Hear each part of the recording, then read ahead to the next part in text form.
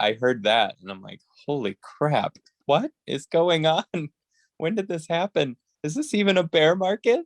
Yeah, exactly. Welcome to the StarShip Writers Room, a podcast that gives you an up-close look at the creation of the StarShip universe. We talk new characters, hash out plot points, and imagine possibilities that are truly out of this world. and which you might see featured in the Deploy StarShip NFT game. A play-to-earn cryptocurrency game set in outer space. I'm Melanie, the StarShip Lore Champion, and I'm joined by my co-hosts and fellow StarShip Lore creators, ShootyPewPew, your world builder, and Spazzitron of CryptoPhoenix.org. Shooty, did you get to see the recording from yesterday? Yeah. yeah. What do you think? I think my brain can't wrap itself around that. Exactly. It's like, I want to fly spaceships, I want to shoot things, I want to walk around, and then at the same time it's like, Matt's like, hey, if you guys want to put if Sandbox wants to put their metaverse inside of ours, no problem. I'm like, I can't comprehend the size of this thing.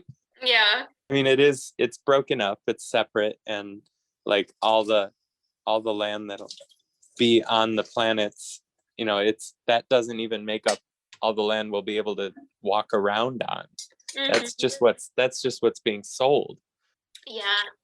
I missed them saying nice stuff about us yesterday. I was in time to hear Stu just drunk off his head. And So you said we yeah. need to get Stu on the pod. Yeah, or at least a character Yes. in the story. I see. He's Yeah. so funny. He's as far as all of the Starship people besides us, of course. He is the funniest one. I like how you added that. Besides us, of course. Glad you know. He is a riot. He'll be talking. It'll be like an actual investor meeting or like the important dev stuff, and he's just so stinking funny. I cannot get over it.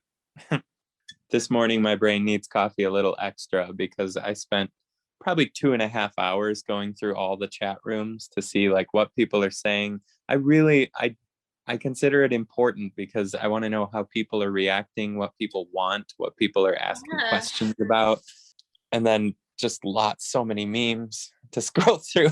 So I was up later than I wanted to be. One of my biggest takeaways here from yesterday that like people are starting to be able to finally visualize it all on the level that we are.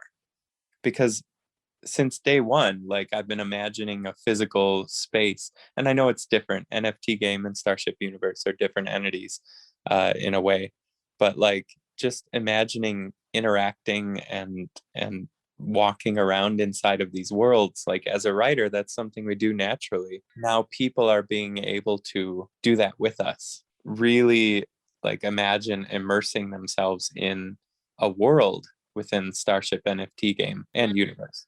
It's exciting. I'm in that group too. I mean, I knew a year ago before we launched our thing. I mean, I knew what Bitcoin was, and my friends were talking about Shiba Inu, and that's all I knew. I didn't know anything else. And now we're making a metaverse. Crazy. Isn't that nuts? Did anyone see that coming? I did, but I did not fathom how complete and again, when I say massive, I don't just mean 35,000 kilometers squared. I also mean like you can space travel, you can craft things, you get a plot of land with 3 little houses. Like you can put 17 of these little houses on it based on the video, and 17, just a random number. But like, yeah, you can craft, you can have buildings inside of it. It's basically like every single game idea that anybody ever created that was successful. Saint has just been sitting there. He's like, yep, let's put that in there. Yeah. Like, and it's just like he said maybe a little tagline, or maybe it was just off the top of his head from the heart. But he's like, if you can imagine it in this world, it's in Starship Universe. And then he backs it up by showing us. Like, yep, I already put that in there. I did laugh because he was saying whatever your house looks like, you could make it inside of the metaverse. And I was like, well, that's really cool for a lot of people, but can I have a house with the gutters not falling off, please? Yeah, Yeah. right. Like, can I not have to clean up after my 1-year-old and 4-year-old every single day? Can I have a flat that I've actually renovated instead of just thinking about what I'm gonna do to it for the last 5 years? I'll send you a picture of my backyard. The tree has taken over the backyard. Oh. Because yeah, we've been meaning to do something, and yesterday I did a lot of yard stuff, so I feel your pain there. I probably spent like 5 hours out there. Jeez. and right, just to pull up some roots of stuff that grew within like 2 days. It does take so long, and Yeah. I think, but the longer you leave it, the longer it's going to take, and the more daunting it feels. I think just to bring it back to a little bit of what we're talking about, like, don't you think like that's such a huge appeal of this whole metaverse thing, is that like the freedom from like overhead cost? Like, you want to buy a shed? Sure, it costs 50 cents worth of Monopoly money. Like, but if you want to buy a shed in real life and like maintain your yard and spend, it's like I have a distinct goal in my life to be a part of what gets people keeps people tethered to the earth. Their Right. bodies, like the necessity of sunshine and on your skin, and like eating good food regularly. But this metaverse thing is going to be like, people are going to immerse themselves. Among other things, I think there's already like StarShip ATMs inside of Radio Shack that will be pop-up stores inside of a Hobby Lobby. I'm pulling this from official chat in Telegram, not from any leaks or anything. Yeah. So I'm sure so many people are unaware of what I just said, but that's not coming from me. That's not a leak. I heard that and I'm like, holy crap, what is going on? When did this happen? Is this even a bear market? Yeah, exactly. I mean, I remember hearing about El Salvador when I was a kid, right? 20 years ago, it was a backwater. And now they're on the cutting edge. Amazing. Yeah, I'm right there with you. Like, every once in a while I hear people bring it up, even like on everyone on like major YouTube streamers and stuff, who people bring it up and they're like, yeah, that's gonna work out real well for them, and like, oh, how's El Salvador? And I'm like, is anybody actually fudding this? If I had the money, I would be buying millions of Bitcoin. Like, if I was my own sovereign country, that would have been one of my number one purchases, would be crypto, because like, why not all of us ride this train? I assume it'll work out really, really well for them. El Salvador was, I think, the poorest country in Central and South America until like a couple of years ago, and then they elected a president that was not 4,000 years old, and he's like, oh, we'll do this. And so I don't want to get into it because I'll go mental, but oh yeah, 100%. If anything, it sends a little bit of a message. It's like, big traditional powers that be, we don't need you anymore. And it's not just people saying that to their country, it's countries saying that to the global civilization. It's like, if you aren't going to get on board, to bring it a little bit toward StarShip NFT game and our role, like, another of the little nagging thoughts since I saw all this yesterday is like, I mean, StarShip NFT game is functionally now going to be a mining place, just like for example, farms within TCG world or farms within other metaverses. Like, it's essentially going to be a place to raise money. But in a certain way, it's like, is anybody going to be spending time being involved in the NFT game's story and world? Or are we going to be porting our story and lore into Starship Universe? It's going to be both. That's what Yeah, the story's going to be in both of them.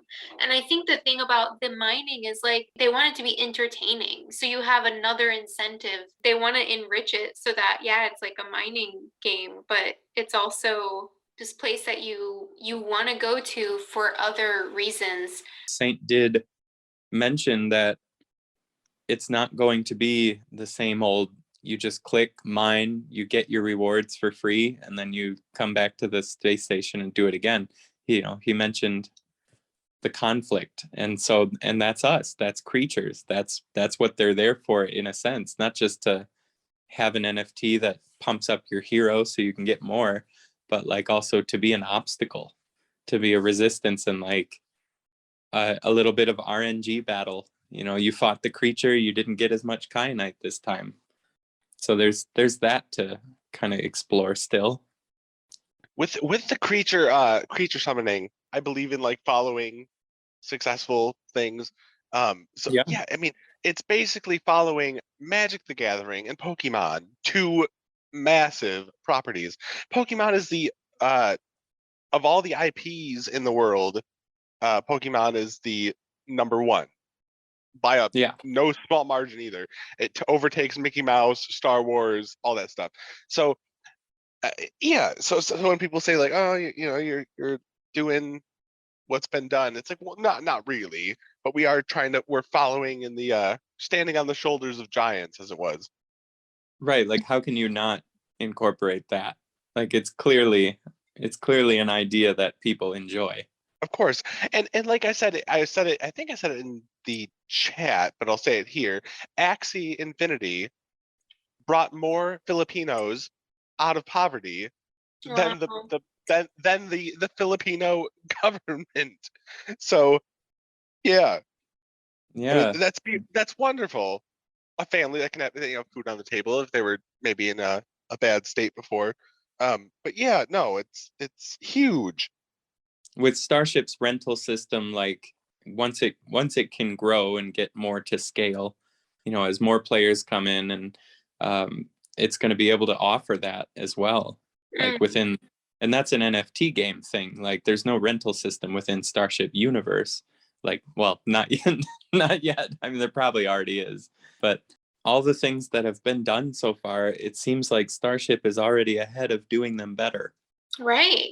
And that's awesome. It's along the lines of rental. Like I think at first people don't get it so much. Like, why would you rent out your mythic ships?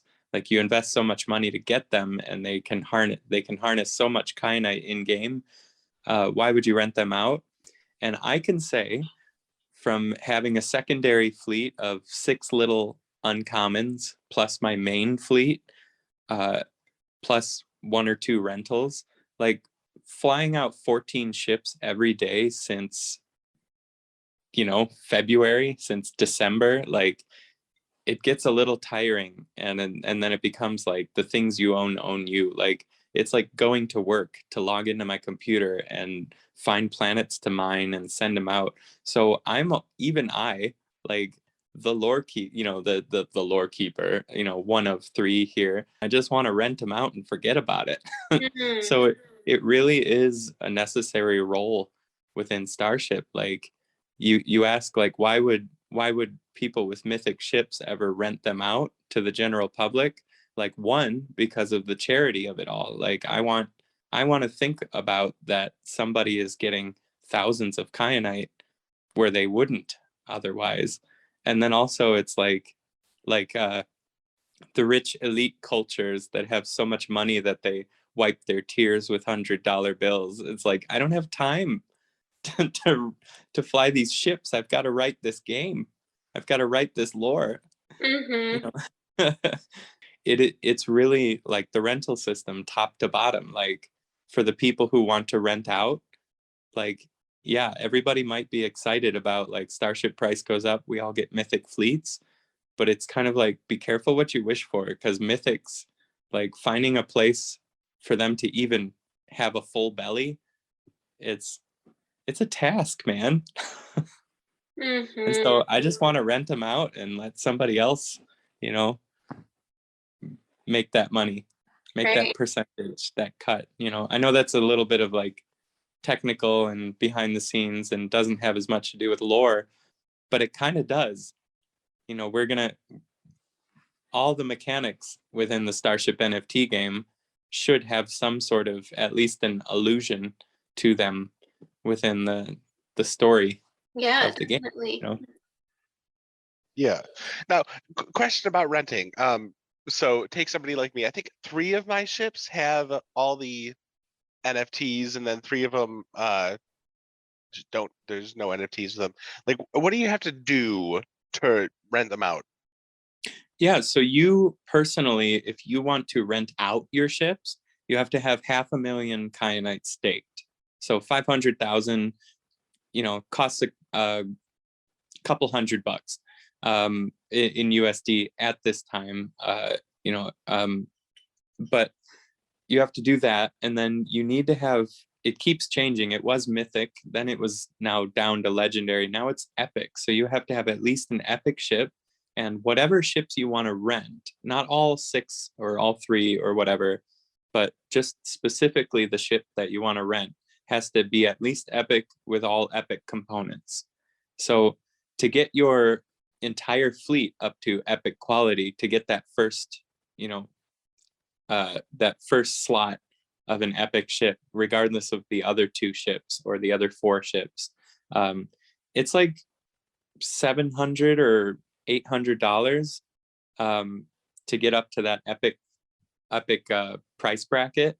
And then at current auction house price, it's like $1,000 or like $350 or something to outfit your ship with all epics.